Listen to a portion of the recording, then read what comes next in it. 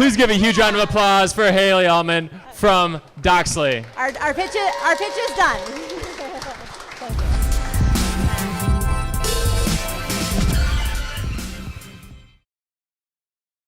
Hi, I'm Haley Altman. I am the CEO and founder of Doxly. I'm also a recovering attorney. It's been 5 months since I've last practiced law, probably like 30 minutes since I gave someone legal advice. You can't break old habits. But Doxly is a legal transaction management platform. Over the past 10 years, I've worked as an attorney doing transactions, helping companies all the way from when they've started to raising that initial first round of funding to help get their product off the map, through growth capital stages, through acquisitions and IPOs, those ultimate end goals.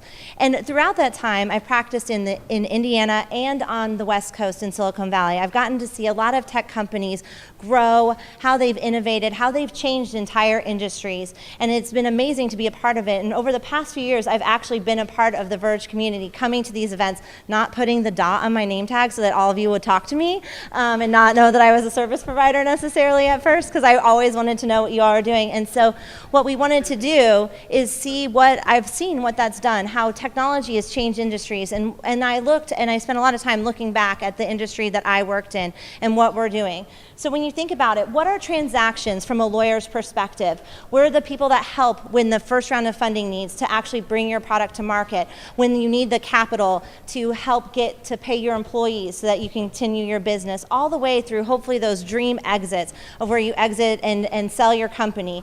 Lawyers are involved in all of those different transactions. There are different sizes. You can vary from $100,000 to the LinkedIn's most recent $26.2 billion sale to Microsoft.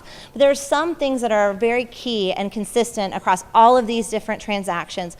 For the client that is facing them, it is the most important thing to them at that time. And for the lawyers that are helping them through that process, it's complex. They are time sensitive, and at the end of the day, as a lawyer, what we want to do is bring that value to our client. We want to help them meet that goal, and we'll do it however we have possible. So when you look at it, today's legal transactions from the lawyer perspective are really complicated. It's much more fun when the little dots all pop up, but these are all the steps that we do on a daily repetitive basis throughout a transaction process using multiple tools, and a large number of them are actually paper-based. We have a lot of legal pad work, PDFs, all these different systems that we have to use to get the transaction to close. And from the client's perspective, there's not a lot of visibility into what needs to get done so that they can successfully close that transaction. So as an attorney sitting there constantly at 4 in the morning in an office looking for that last signature page to successfully close a deal for my client the next day, I sat there thinking, what tools could we bring into our area to help get these transactions done? So we created Doxly. Doxly is an end-to-end transaction management platform. We take all of these disparate parts, these disparate systems, and put them together in one place.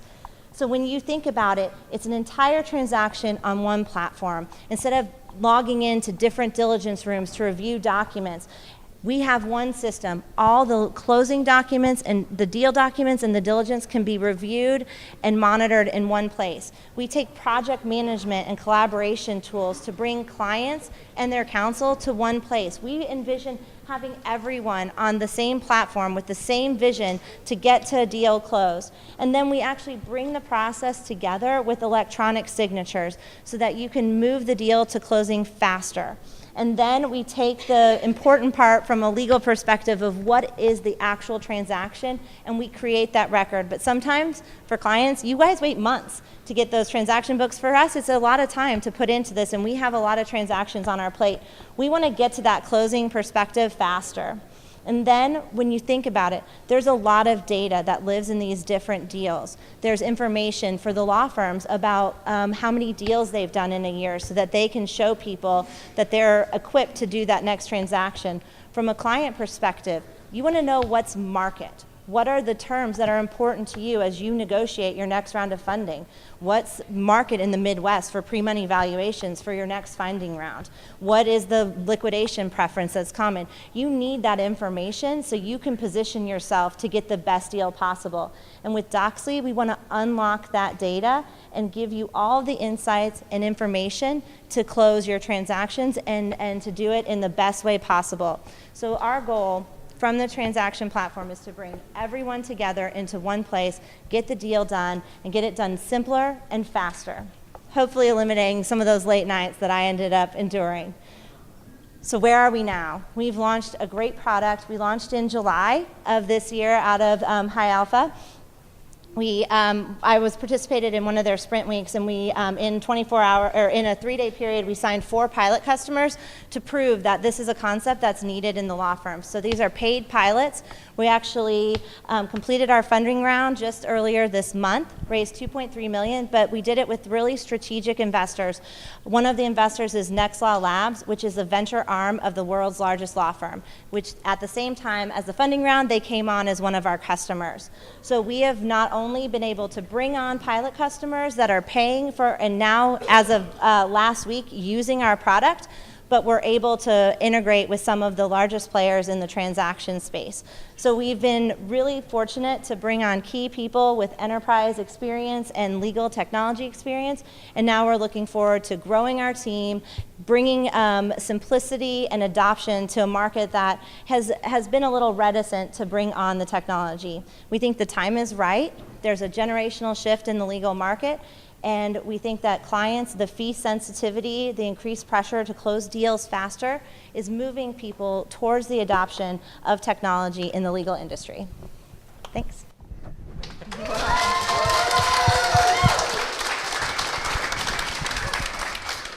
Great pitch. Thank you. I have to admit, I forgot to turn my timer on. And so, Sweet. Erica's internal clock went off. She's like, that's 5 minutes. And so I was like, she's I feel like it's 5 minutes, and I was waiting for my team to tell me, are we at 5 minutes? You wanted to get clapped off stage. Yeah. There's a certain subsect of entrepreneurs that wants to get slow clapped off stage. So I apologize for forgetting.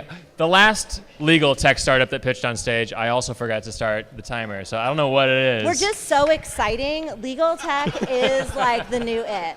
So, yeah. All right. Understandable. We gotta save If you some were time. charging per minute, you'd remember. All right. Sharks.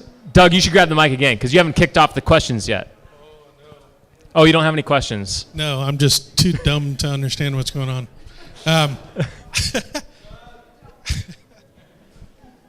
So I am a little bit confused. So is this a very specific transaction that that legal and attorneys are taking care of every single day, that this takes care of that one path where they might have, other stuff going on as well and legal documentation, but this fixes one problem?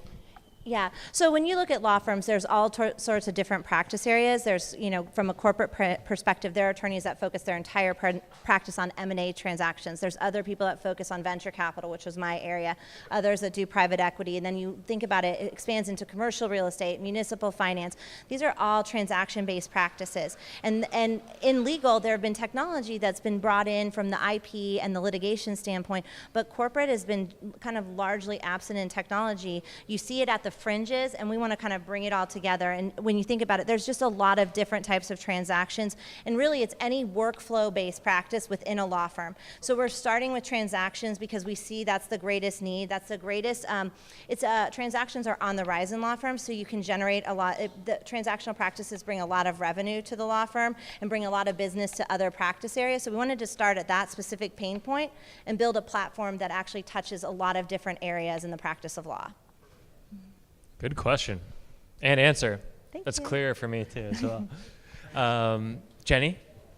All right. So can you share some of the metrics from your pilot customers in terms of how it's affected their performance or their speed to transaction completion, and then how that impacts your go-to-market strategy, deal sizes, and what you anticipate in terms of your go-to-market? Yeah, actually the go-to-market part has been really interesting. We've been lucky. We weren't sure if we were going to have to go partner by partner because it's sometimes difficult to get into law firms. There's a lot of layers of institutional rigor that you have to go through. There's now CIOs and chief strategy officers and tech committees, and so we have two approaches from a go-to-market perspective. That top-down, where we've been able to get the introductions to the practice technology leaders or the CIOs of the firm, or sometimes the managing partners, and we're able to kind of sign like a larger scale deal. But we've also had a lot of people kind of from that bottom up perspective of saying, we want to try this, like I need this, I need this in my life. And so we're now approaching how can we actually tap both instances. We're getting a lot of requests in, which from my perspective was like kind of surprising to see people actually request a demo and want us to show them what we're doing. And so so we're looking at it from two different perspectives. How do we, what will work the best for us? So we're still kind of testing that out. Our initial focus is to go top down because you can get the full scale deals. But from an adoption perspective, I think a bottom up actually might help us bring on adoption.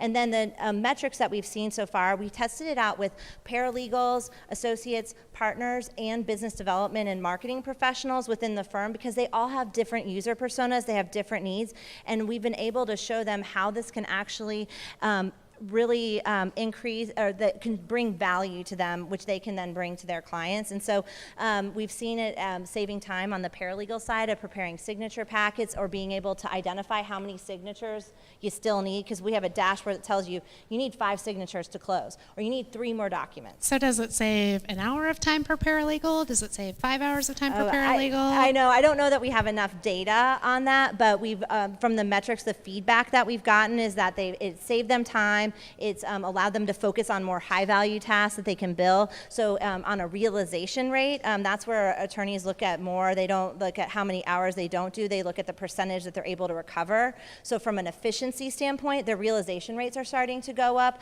which is a really meaningful metric from a law firm perspective. Good questions. Shark's keeping the entrepreneurs on their toes. A day? You've kind of touched on this a little bit, but I should be careful how I word this because 2 of the attorneys I work with are in the crowd, so not them. Most attorneys that I work with are not very tech savvy. Again, they're really good about keeping the client accountable with the time that they spend and charging and passing those savings on.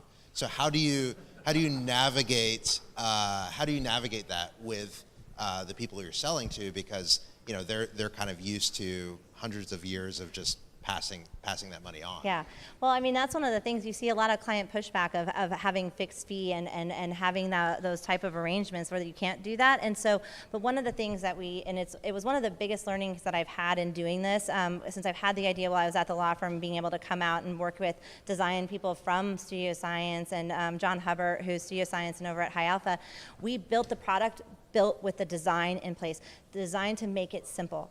What we wanted to do was we wanted to make it accessible. You don't have to understand technology. So when we looked at the partners, I don't need them to know how to build a checklist. I need them to get the data that they need to manage the process. And for the more tech-savvy associates and partners that are, living in the documents, we've made it so that it is easy for them to use. We had people use the product as we were building it out with designers and our engineers watching, and we didn't tell them one thing about it. We didn't tell them anything to do, and we said, do a deal on the transaction, and we watched them, and we watched where the pain points are, and we are amazed at how much they got right on their own, and then we revised the product to make it more apparent at the places that that other people seem to stumble. And then we're also building a customer success team, because I think that's one of the biggest things that you can do to really gain customer adoption is to make it easy and accessible and understanding. And so we're going to be putting together videos and everything that makes it easy for not just the customer paying for it, but every person touching the transaction